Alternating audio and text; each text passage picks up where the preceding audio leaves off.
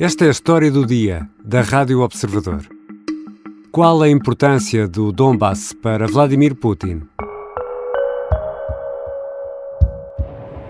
Это, конечно, просто оглушительно. С зажигательными боеприпасами сейчас отработали реактивные системы залпового огня, бьют под Авдеевский... Dmitry Maslak é correspondente de uma televisão chinesa e está com as tropas russas na região de Donetsk. Está a relatar uma ofensiva contra Avdiivka, a 6 km do local onde se encontra. Depois dos disparos de rockets, avança a infantaria. Dmitry Maslak move-se à vontade entre os homens das milícias pró-russas. Entrevista um deles que, de cara tapada, explica que estão a apontar a hospitais e fortificações, estão a progredir e a empurrar o inimigo, os ucranianos.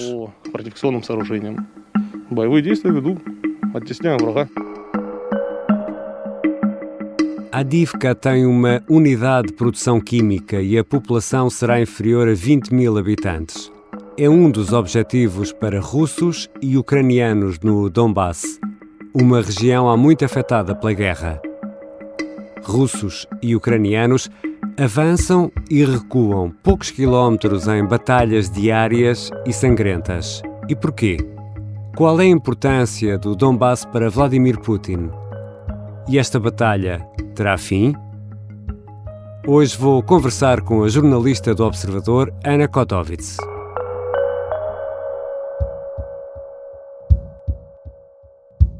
Bem-vinda, Ana. Olá, Ricardo. Anna Kotovits, o que é o Donbass? O Donbass, Ricardo, é uma região da Ucrânia. O próprio nome diz o que ele é, a bacia do Donetsk, que é o rio que passa ali naquela região. Para além disso, o Donbass é também uma zona que agrupa dois oblasts, que é como em ucraniano se referem às regiões, neste caso o Donetsk e o Lugansk, que são dois sítios de que ouvimos falar muito desde que a guerra estalou. Porquê? Porque são as duas regiões separatistas pró-russas que se separaram ou se tentaram separar da Ucrânia em 2014, que este ano o Vladimir Putin reconheceu como Estados independentes e que, segundo ele, foi em seu auxílio e decidiu invadir a Ucrânia para ajudar estas duas regiões a serem independentes. Mas a guerra nesta região não começou agora? Não, a guerra nesta região já tem 8 anos, ou seja, em 2014, quando aconteceu também a anexação da Crimeia, que era ucraniana e hoje em dia está sob domínio russo, nessa altura estas duas regiões, o Donetsk e o Lugansk, quiseram ser independentes e a partir daí houve uma guerra, e é uma guerra que dura há 8 anos, ou seja, uma zona da Ucrânia onde todos os dias são disparados tiros. E assim tem sido até agora, em que a situação está muito mais complicada. E nesta altura, em que ponto estamos desta batalha por Donbass? Quando Putin invadiu a Ucrânia, o seu primeiro objetivo parecia ser dominar o país, fazer cair o governo de Zelensky, e Donbass era só um dos muitos sítios que ele queria conquistar. As coisas não lhe correram bem, não conseguiu conquistar Kiev, não conseguiu fazer cair o governo da Ucrânia e, de repente, ele anunciou que a primeira fase da batalha estava terminada. E o ministro russo dos Negócios Estrangeiros, Sergei Lavrov, reafirmou isso. And this operation will continue. It is beginning, another stage of this operation is beginning, and I'm sure this will be a very important moment of this entire special operation. Essa segunda fase da ofensiva é, segundo altas patentes do exército russo e mesmo segundo Lavrov, o chefe da diplomacia russa, essa segunda fase é a conquista total do Donbass. O que é que isto quer dizer? Que eles não querem apenas ficar com a zona que está ocupada pelos separatistas desde 2014, querem toda a região do Donbass, incluindo aquela que está nas mãos dos ucranianos desde os últimos 8 anos. Neste momento, é isso que nós mais vemos, é um conflito forte naquela zona, com os russos a tentarem apoderar-se o mais que podem de território ucraniano e os ucranianos a tentarem o mais que podem defender o seu território do avanço dos russos. E no teu especial há um mapa animado muito interessante em que podemos ver precisamente como os exércitos, tanto russo como ucraniano, vão perdendo e ganhando terreno, sobretudo no noroeste da Ucrânia, onde a Rússia recuou. É verdade, Ricardo, porque quando a guerra começou, a 24 de fevereiro, o que o exército russo fez foi, entrou na Ucrânia por vários lados. Entrou no norte, no noroeste, entrou também pela zona da Crimeia, pela zona do Donbass. E, portanto, tinham ali uma grande mancha de território ocupado nos primeiros dias de guerra. Entretanto, as coisas não correram da melhor maneira para Putin. Kiev não caiu, Zelensky não saiu da Ucrânia, o governo continua firme, e o que nós começamos a ver foi um recuo dos russos, ao mesmo tempo que o Kremlin assumia que a guerra tinha entrado numa segunda fase, como já falámos. Essa segunda fase, então, é a ofensiva sobre o Donbass. Em termos de mancha de mapa, é essa parte muito curiosa que nós vemos, que é a parte do norte e do nordeste fica completamente limpa, já não há nada em Kiev, já não há nada em Kharkiv, e agora as forças concentram-se nesta região do Donbass. Nos últimos dias também ouvimos falar muito de Mariupol, porque está finalmente tomada pelos russos. Os últimos fogos de resistência saíram da fábrica de Azovstal e, portanto, o que nós vemos é uma diminuição muito grande no mapa e que, curiosamente, agora faz um Z, que é o símbolo desta guerra de Putin. В Мариуполе заблокированные на заводе «Азовсталь» боевики националистического подразделения «Азов» и украинские военнослужащие продолжали сдаваться в плен. За прошедшие сутки сложили оружие e sdались в плен 694 боевика. E esses avanços ucranianos, Ana Kotovits, correspondem a uma derrota russa ou uma retirada estratégica? Tal como em muitas coisas na vida, Ricardo, também aqui há duas escolas de pensamento. Há quem defenda que o exército russo tem mostrado o seu pior, que é um exército feito de recrutas e que não são bons no terreno. Portanto, apesar de terem armas, depois muitas vezes não sabem sequer usá-las em condições e, portanto, os ucranianos têm-se aproveitado disto e têm conseguido afastá-los. Também temos especialistas que nos dizem que os russos retiraram de onde queriam retirar. Ou seja, partindo do princípio que o objetivo de Putin não é conquistar toda a Ucrânia, mas focar-se no Donbass e depois também na zona da Crimeia e do Mar Negro, e inclusive de Sevastopol. Mas nesta altura e no terreno os combates são, sem dúvida, mais intensos no sudeste da Ucrânia. Isso basta pensar, como dizias há pouco, na cidade de Mariupol. Exatamente. É ali, na zona do Donbass, que o grosso dos combates estão a acontecer e onde todos os dias há bombardeamentos intensos em várias localidades.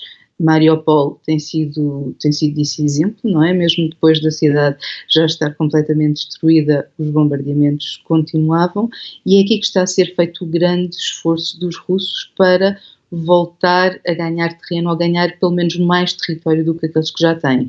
E lá está, o objetivo desta segunda fase é conquistar todo o Donbass, e isso ainda não aconteceu.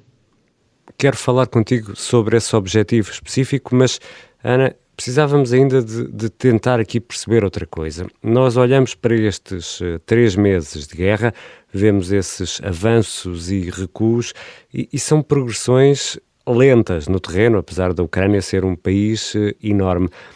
Nós estamos habituados, ou ficamos com aquela ideia de conflitos mais rápidos, travados no Golfo ou no Afeganistão, e aqui estamos a assistir a outro ritmo de combate.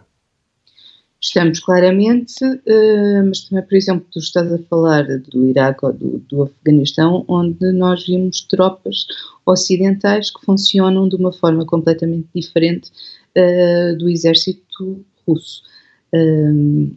O exército russo não tem o armamento que o Ocidente tem, ou pelo menos se o tem, não tem em número tão elevado como os Estados Unidos, por exemplo, como os países da NATO, e portanto acabam por estar a fazer uma guerra muito do género do século XX, muito do género da Segunda Guerra Mundial, em que bombardeiam, destroem tudo e depois então tentam atacar quando o adversário já está fragilizado. Nós, nas guerras em que vimos o mundo ocidental em cenários de guerra, vemos serem utilizadas armas de precisão, ou seja, são armas que vão diretas ao sítio que querem atacar e fazem o menos estrago possível, embora também o façam, em, por exemplo, alvos civis, infraestruturas, hospitais, por aí fora. E Ana Kotovits, qual será ou qual é o grande objetivo de Vladimir Putin e da Rússia nesta batalha de Donbass? Bom, Ricardo, o que todos os especialistas e analistas nos dizem é que é muito difícil entrar dentro da cabeça de Putin. Um deles, um militar na reserva da Força Aérea Britânica, Sean Bell, tem uma teoria que é bastante interessante, que é Putin, na verdade, está-se a focar no porto de Sevastopol. I don't think this is about the Donbass. I think this is about a land bridge to Crimea to guarantee that Sevastopol remains a Russian port. E no fundo o que ele quer fazer neste momento é garantir que aquele porto, que é fundamental para a Rússia, porque é a ligação aos oceanos de todo o mundo, onde se faz o comércio, é fundamental para alguém que se diz ser uma superpotência mundial. Portanto, a teoria de Sean Bell é que Putin temeu perder Sevastopol, a Crimeia e o dito porto de águas profundas e, portanto, quando começou esta ofensiva, pensou em tentar proteger o mais possível aquela zona. E o que é que ele precisava de fazer? Precisava de criar uma ponte terrestre entre a Crimeia, na península onde se encontra Sevastopol, e a Rússia.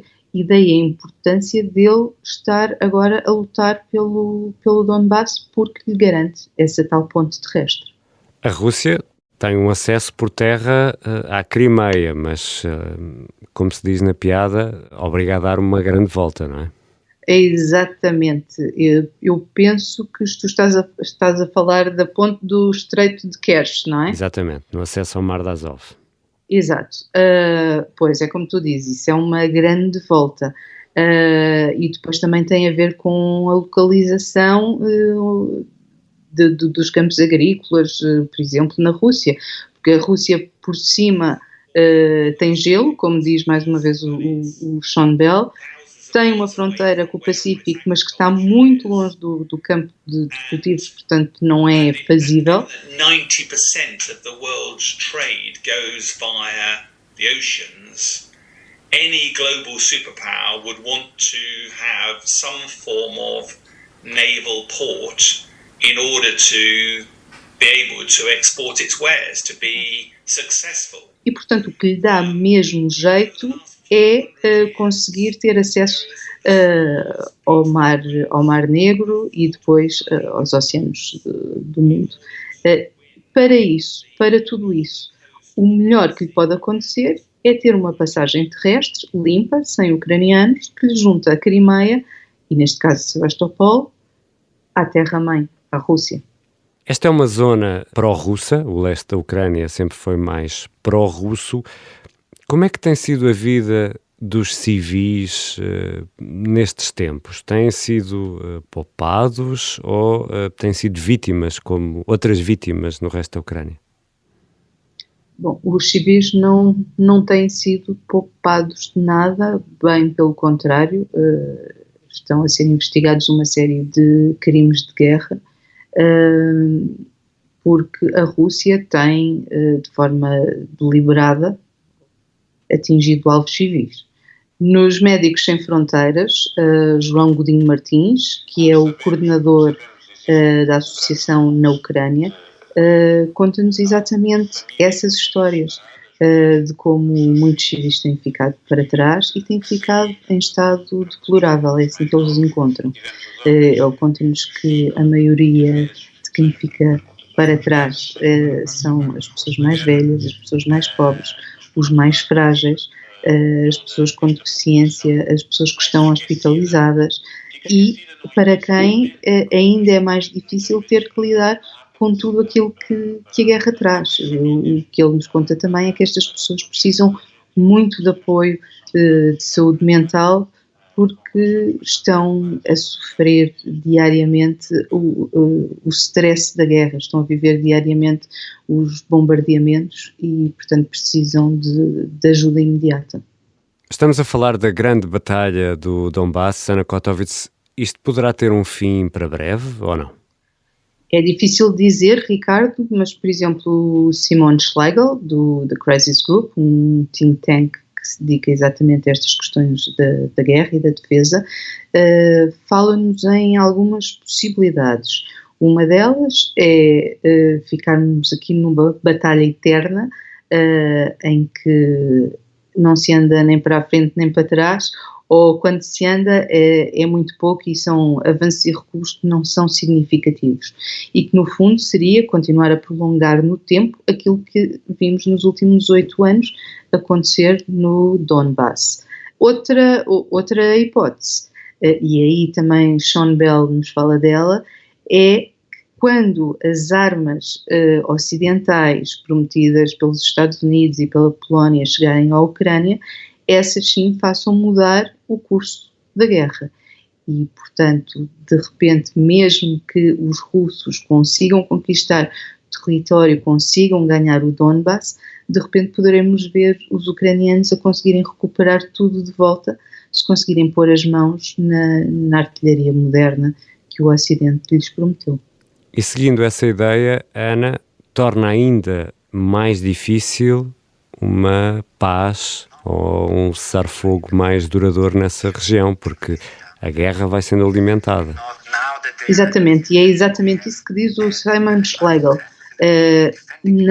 Neste momento não parece haver qualquer hipótese de paz. As posições estão extremadas, Zelensky já assumiu que não dará 1 centímetro do seu território à Rússia.